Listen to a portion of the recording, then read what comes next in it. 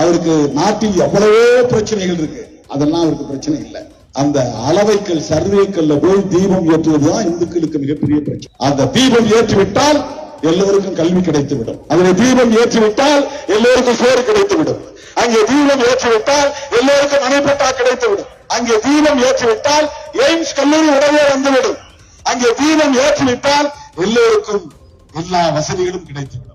அவங்க சிந்தனை எப்படி இருக்கிறது பாருங்க. கலைஞருக்கு பேனா வச்சா எய்ம்ஸ் கிடைச்சிருமா, சோறு கிடைச்சிருமா, கல்வி கிடைச்சிருமா? மத்திய அமைச்சர் ராஜ்நாத் சிங் அவர்களை அழைத்து வந்து கலைஞருக்கு நாணயம் வெளியிட்டீங்க. தமிழ்நாடு மக்களுக்கு 8 கோடி பேர் சோறு கிடைச்சிருக்குமா? கலைஞர் நாணயம் போட்டா சோறு கிடைச்சிருமா?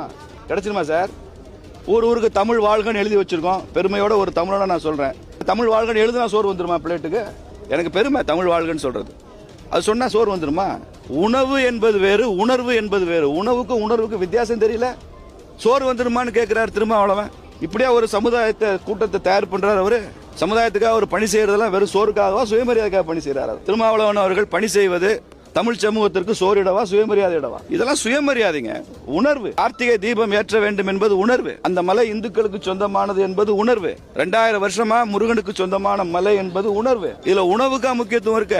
உணவு வேற, உணர்வு வேற. ஒரு அரசாங்கம் தான் உணவளிக்கணும், வெல்ஃபேர் ஸ்டேட், நலத்திட்ட அரசு. உணர்வூட்டுறது சமூகங்கள், இயக்கங்கள், சித்தாந்தங்கள் உணர்வூட்டும். அதைத்தான் நாங்க செய்யறோம். இப்ப நீங்க செஞ்சதுல எல்லாம் எல்லாரும் சோறு போட்டுருச்சா? இடத்துல கலைஞருக்கு செலவு வைக்கிறீங்க, அதெல்லாம் தமிழனுக்கு சோறு வந்துருமா? எல்லா பஸ் ஸ்டாண்டுக்கும் பெரியார் பேருந்து நிலையம் பேர் வைக்கிறீங்க, தமிழனுக்கு சோறு வந்துருமா? பேர் மாத்திரம் சோறு வந்துருமா? அபத்தமான பேச்சு. எங்க மத கலவரம் இருக்குன்னு சொல்லணும். ஏன்னா அயோத்தி மாதிரி இதை மாற்ற முயற்சிக்கிறாங்கன்னு பேசுறாங்க. அயோத்தியில என்ன பிரச்சனை? ஒரு ஸ்ட்ரக்சர், ஒரு இடம், ஒரு கட்டிடம். இந்த கட்டிடத்தை முஸ்லீம்கள் பாபரி மசூதின்னு சொல்றாங்க. அதே கட்டிடத்தை இது ராம ஜென்ம பூமி நம்ம சொல்றோம். நம்ம நிலத்தை சொல்றோம், அவங்க கட்டிடத்தை எங்கன்னு சொல்றாங்க. அந்த இடம் நம்மதுன்னு சொல்றோம். இதுதான் டிஸ்பியூட். ரெண்டுமே ஒரே சைட் தான், ஒரே டைட்டில். இங்க அப்படி இருக்கா? திருப்பரங்குன்றத்துல தீபத்தூண் தனியா இருக்கு, திருப்பரங்குன்றத்துல தர்கா தனியா இருக்கு. எந்த முஸ்லீமும் இங்க தீபம் ஏற்றக்கூடாது என்று யாருமே அப்ஜெக்ட் பண்ணல. நீதியரசர் ஜி.ஆர். சுவாமிநாதன் அவர்கள் தீர்ப்பு வழங்கிய பிறகு கூட மேல்முறையீட்டுக்கு முஸ்லீம் அமைப்புகள் முதல்ல போகவில்லை. தமிழ்நாடு HRNC தான் முதல்ல போச்சு. இந்து அறநிலையத்துறை தான் மேல்முறையீட்டுக்கு போச்சே தவிர முஸ்லீம்கள் போகவில்லை. அப்புறம் இவங்க தூண்டி விட்டு பின்னால போனாங்க. அங்க யாருக்கும் எந்த அப்ஜெக்ஷன் இல்ல. ஏற்கனவே வந்த உயர்நீதிமன்ற தீர்ப்பு தெளிவாக வரையறை செய்திருக்கிறது. அந்த தர்கா, அந்த தர்காவிற்கு செல்கிற படிக்கட்டுகள், நெல்லித்தோப்பு பகுதி, இது 3 முஸ்லீம்களுக்கு சொந்தமானதுன்னு ஏற்கனவே நீதிமன்ற தீர்ப்பு இருக்கு. நாங்க அதை கிளைம் பண்ணவே இல்லையா? தர்கா எங்களுக்கு சொந்தம்னு இந்து தரப்புல கிளைம் பண்ணவே இல்லையா? தீபத்தூண் எங்களுக்கு சொந்தம்னு முஸ்லீம் தரப்புல கிளைம் பண்ணவே இல்லையா? இப்ப நீதிமன்ற தீர்ப்பு என்ன?